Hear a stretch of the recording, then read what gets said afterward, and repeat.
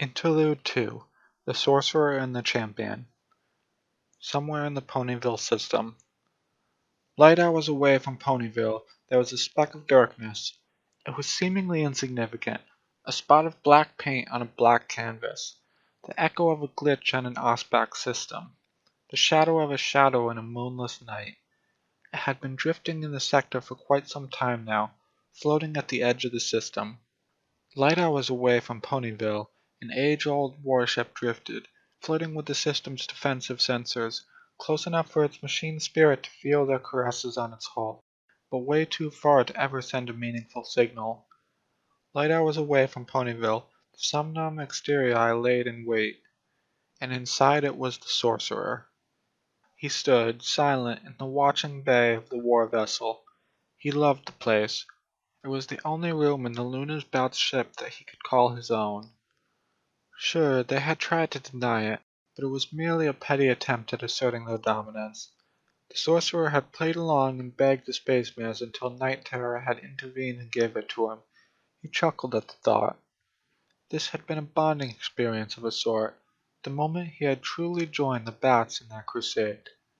Not the Bats, he admitted mentally, Night Terror's crusade. And for the past decade, it had also been his. Behind him, dozens of fanatics were chanting for the gods, asking for their blessing. Sometimes one managed to catch their gaze upon them. What happened next depended on the cruelty of the lords of the Immaterium and the cultists' resilience. Before him, the system was laid bare, red marbles dancing too slowly for the eye to see. Thousands of lives skittered on one of those spheres. The Sorcerer could guess them. He could feel them. A simple push, a simple peek outside the veil of the material universe would reveal it. The flickering light of living souls illuminating the Immaterium. It was a strange thing for him to consider the lives of the Ponyvillians. For years now, the system and its inhabitants had been directly impacted by his predictions and the resulting actions of the Bats. For years he had shaped it, playing a complex game of regicide the opposite side wasn't even aware of. He had groomed this system, he had grown it, with the patience of a gardener. He had created fertile soil for dissension, sowing the seeds from which the moon cult had burgeoned. He had patiently cut the weed of the Imperium influence in the sector, an ambush in a neighboring system, a sabotage in another. The Bats had even diverted some of the threat to the planet elsewhere, or simply destroyed them before they would drive unnecessary attention to the area. He had enduringly funneled the Imperial forces toward other objectives. It had taken lots of time, lots of sacrifices. He'd had to temper the Bat's enthusiasm from time to time, but it would be so worth it. The harvest was coming, and soon he would reap the fruits of his efforts. He chuckled again, louder, longer, anticipating the sweet taste of victory. "What is so funny, Sorcerer?" asked a guttural, toneless voice. The Sorcerer flinched. When did she come in? Of all the spacemen on the ship, no matter how dangerous, powerful, or depraved they might be, only Night Terror had this effect on him. She was an unanswerable enigma, a part of his plan he was forced to rely on but could not control nor fully comprehend, let alone read. And this was just as unsettling as it was thrilling. "Nothing much, champion," he said with confidence.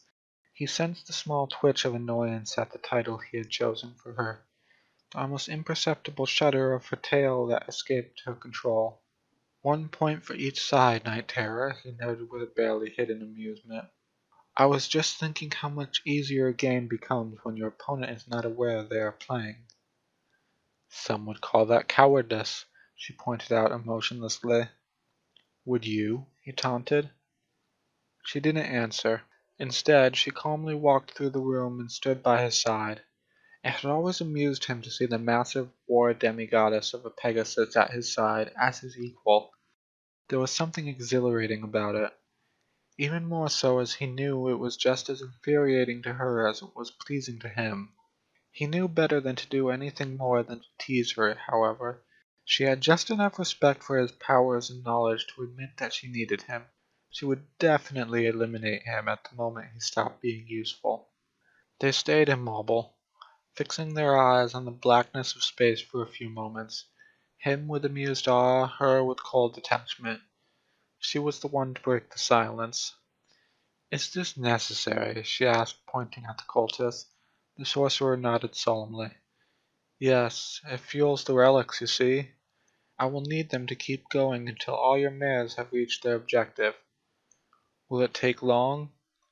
"It's a matter of minutes now." "Good." In the background a cultist died, burned to a crisp by ethereal fires. To their merit they didn't scream. "Your plan had better work," she said calmly. "It will," he affirmed confidently. "I never disappointed you before. I don't plan on starting now." The war mare didn't answer. The psycho took it as a cue to keep talking. "I think that's the first time in a long time I saw you express doubts about my capacities, champion. Did I do anything to displease you, my liege?" "Did you?" The sorcerer laughed. "I would be a fool to say yes." In the background another cultist died, rotting and vanishing in mere seconds. This one was not as silent as their predecessor. "Did you know the first lesson of strategy my mistress ever gave me?" he asked out of the blue. "No, sorcerer," she said flatly, unfazed by the shrieks at the abrupt change in topic. "She taught me that a good plan does not make success a certainty, for such a thing does not exist. A good plan makes failure insignificant," he stated calmly. "Funny, do you know what my prayer match taught me once on this very subject?" "Please, do enlighten me." "She taught me that failure was never an option." Silence fell once again, cold as a blade against a pony's neck. "I suppose a mere pony has different expectations to meet than an all-powerful space mare," he said, trying to look calm after such a thinly veiled threat.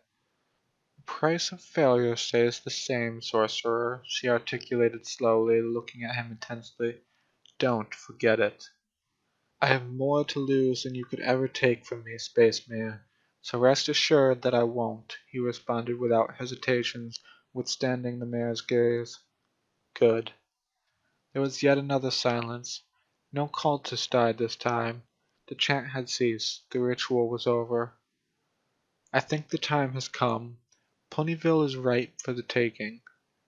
The stoic Pegasus let a ravenous smile flourish on her face. "About time.